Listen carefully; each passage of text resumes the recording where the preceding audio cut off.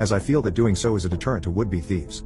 I flicked it on and looked around, but didn't see anyone around, so I closed the door, locked it and went back to bed. This same thing happened again this morning. A flurry of motion alerts around 3 a.m. Even in my groggy state, I am self-aware enough to acknowledge how incredibly forgetful I am. I'm the guy who spends 10 minutes looking for the TV remote only to realize it has been in his hand the whole time. I rolled my eyes at myself, figuring I forgot to turn on the porch light again. To be safe, though, I clicked one of the alerts on my phone and was immediately startled by the thumbnail image the app presented to me. Staring back at me was a dark, blurry close-up image of a man's face. It filled the entire thumbnail, so his face must have been almost right up against the camera. As I processed what I was seeing, I noticed a couple of other details about the man's face. Even with the poor lighting, I could see enough of his face to tell that his eyes were very far apart. So much so that it bordered on unnatural.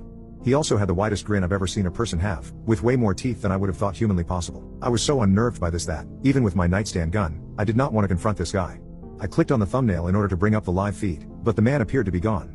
I still couldn't make out much more of the image, though, so I hesitated for a moment, trying to decide whether to phone the police to be on the safe side or check things out myself. I like to be on the safe side, so I started to get up in order to step into the other room to phone the police so as not to wake my wife.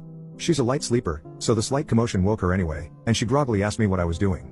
Not wanting to worry her, I simply said that I couldn't sleep, had remembered that I left the porch light off and that I just wanted to go turn it on. There was a pause, and what she said next made the color drain from my face. As she turned over to go back to sleep, she mumbled, "While you're at it, can you make sure to put the doorbell back up outside? I brought it in the other day to let it charge and forgot to put it back up."